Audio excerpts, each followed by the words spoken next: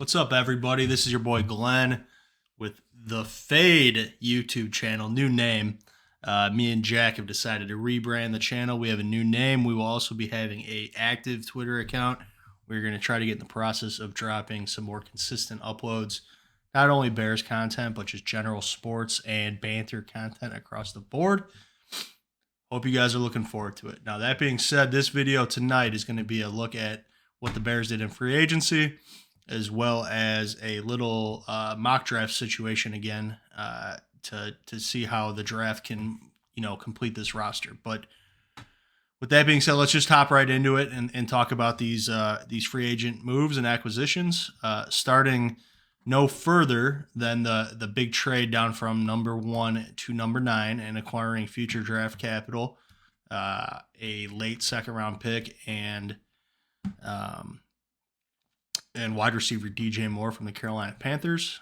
I'm a big fan of the trade. I had a strong feeling, as most people did, that there was going to be a trade back scenario going on with the Bears to accumulate more draft capital. Pleasant surprise that they were able to acquire wide receiver DJ Moore in the trade as well, while still getting quite a haul with the draft capital. I like the trade for two reasons. Number one, the wide receiver draft class and free agent market was a little bit thin. Might feel like you're reaching for a wide receiver at that number 9 pick if you don't get DJ Moore in the deal. And then also, I like it a lot because I think he's a good fit in the system. I think that he basically takes over what Darnell Mooney's role was last year with the mostly outside game, playing a little bit in the slot, allows Mooney to transition more to a slot guy with a little bit on the outside maybe, and then Chase Claypool can just man down that X receiver position. So I like what they did with the receiving core. I think that, moving back to 9, you could still get a high quality either offensive lineman, or cornerback, potentially a defensive lineman if one of them slips. But I think you're probably looking cornerback or offensive tackle with that number 9 pick. And then you could address defensive line in the second rounds and maybe future drafts as well. So like what they did with the trade. And then they go out and follow that up with 2 big linebacker signings in the form of Tremaine Edmonds and TJ Edwards, dropping quite a bit of money, but you get 2 quality linebackers. Last year rated the fifth and 6th best linebackers in all of the NFL per Pro Football Focus. Obviously, they had stronger defensive lines in front of them, which is key to helping the linebackers, fulfill their potential. But I like these signings. I like the Tremaine Edmonds signing a lot. Long guy, good in pass coverage. Let Eberflus handpick his Mike linebacker. I like the signing a lot. And they go and follow it up with a pair of Tennessee Titans, offensive guard Nate Davis, and defensive tackle / edge, versatile defensive lineman DeMarcus Walker. I like the Walker signing a lot. Nate Davis signing, I got mixed feelings on. If you're telling me that Davis and Tevin Jenkins are going to be the 2 guards, I'm all in. But what I don't love is Tevin was our best lineman last year at right guard. Nate Davis is a right guard. So is one of them going to switch, play left guard? Is Jenkins going to kick out, play right tackle where he didn't look as good as he did at right guard? I don't know. We'll have to just wait and see what they end up doing with those lineman positions. A little later on in free agency, Bears pick up Travis Homer, running back from the Seahawks, quarterback PJ Walker from the Panthers, Andrew Billings, interior defensive lineman from the Raiders, Tanyan listed as a wide receiver here. I'm not sure why. He's a tight end from the Packers. We're familiar with that guy.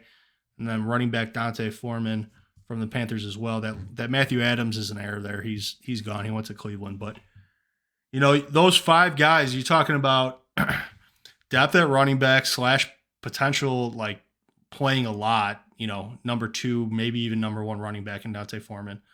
Tanyan, probably your number 2 tight end, but probably gets quite a bit of chances, I would think. Andrew Billings going to step in and be that run stuffer that we need on first and second down.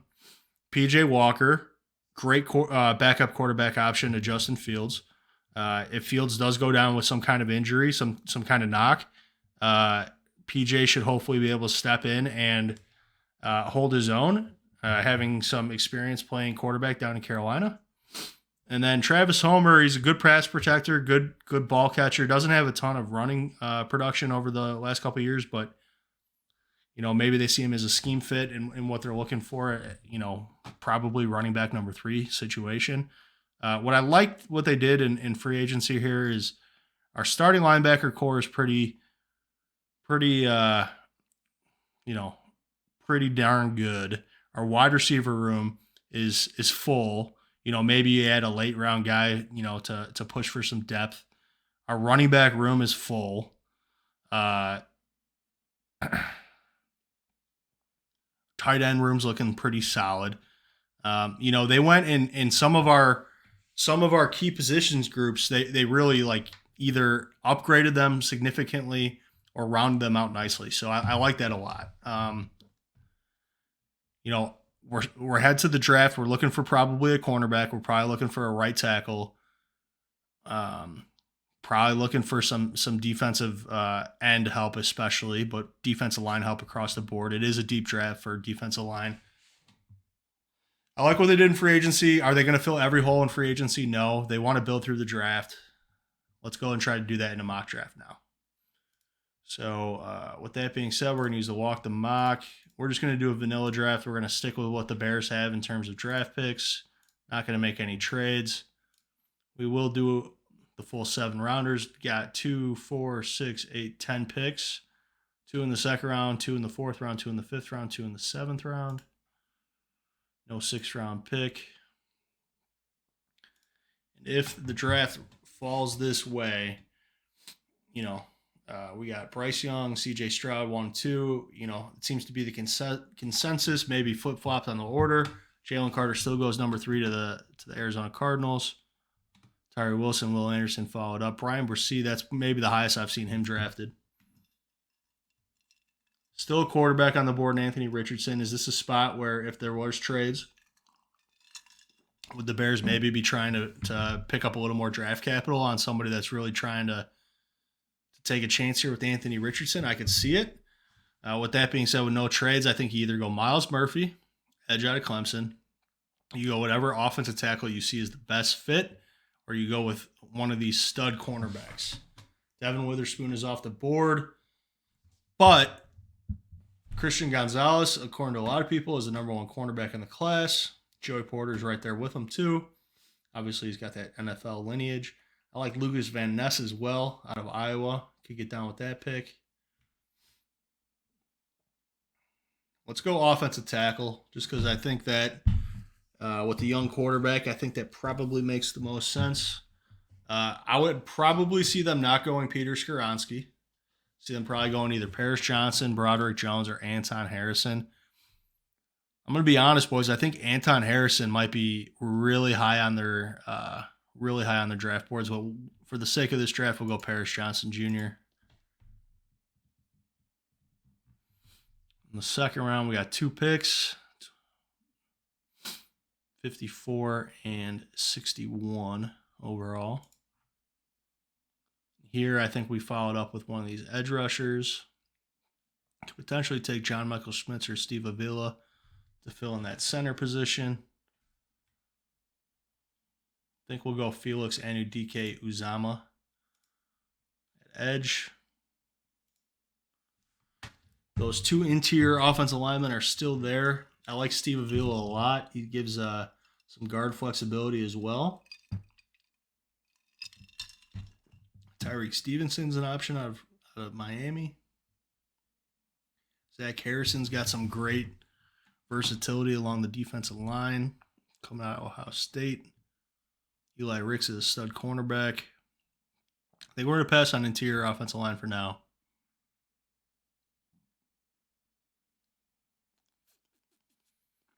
We'll go Tyreek Stevenson, a Miami cornerback. And then we could either go with one of these interior offensive linemen once again. Yeah, I don't like any of the edge options. Don't hate Gervon Dexter. Don't hate Zach Harrison.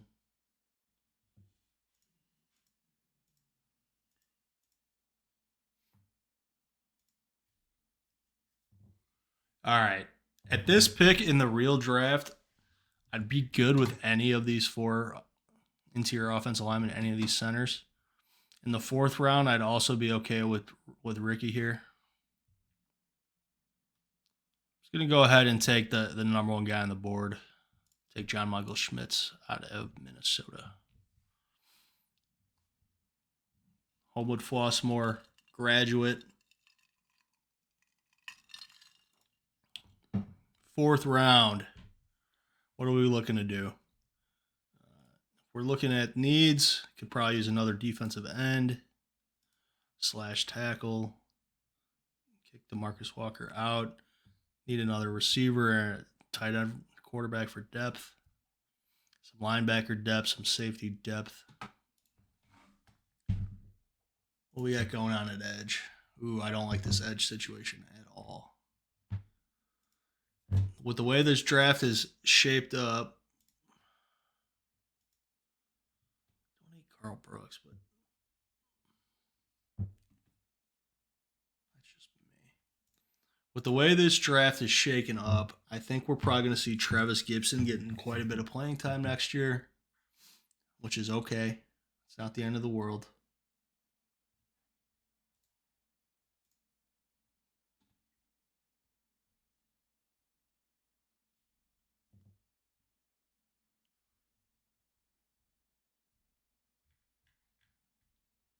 I'm just going to start going with some players I like. Go Carl Brooks out of Bowling Green. Slightly undersized, but ton of production at 3 technique.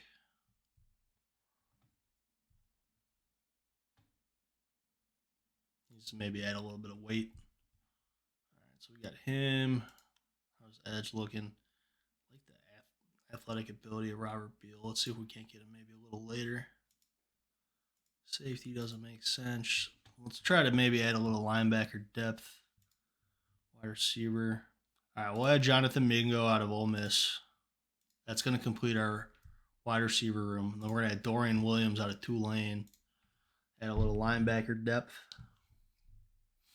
Still would like to add probably one more interior defensive lineman. We'll do that with Zach Pickens. Got 2 more picks in this draft. Thinking tight ends a position. Ooh, I'd really like Brenton Strange. Hope he makes it to the first pick of the 7th round. Oh, he just gets picked. How many picks before us? 4 picks before us. Bummer. All right. Edge. Jose Ramirez had a good combine.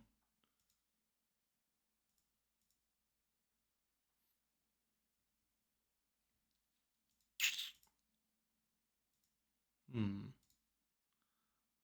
loving the way things are looking, boys. All right. We'll add Jose Ramirez. Edge. And I wouldn't hate another late round tackle, maybe. Interior offensive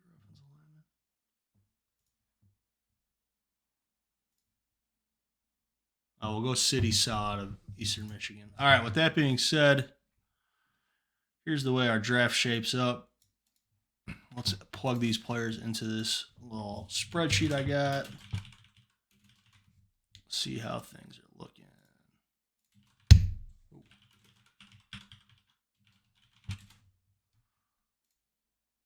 Tyreek Stevenson.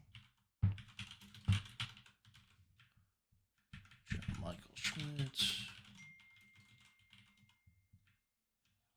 Got Jonathan Mingo. Carl Brooks, Dorian Williams.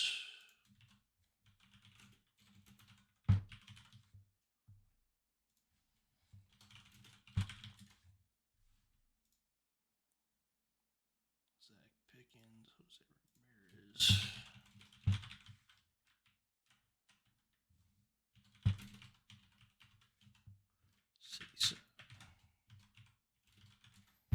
All right, I'm gonna go ahead and copy this and go to the next page. Paste it. take out the colors. Gonna cut Ebner. I think we could ride with PJ Walker and Fields as the two quarterbacks on this 53. Gonna go Chase Allen over Jake Tongus. You can also see this being a potential upgrade spot, maybe with some kind of veteran on the free agent market. I think we probably keep those 6 receivers. Doug Kramer, you're either going to the practice squad or getting cut. I think Alex Leatherwood's as good as gone as well. Put Tyre Carter in there. We're going to go ahead and switch. Actually, we'll probably leave it like that, and I'll put City Sal instead of Kellen Deesh.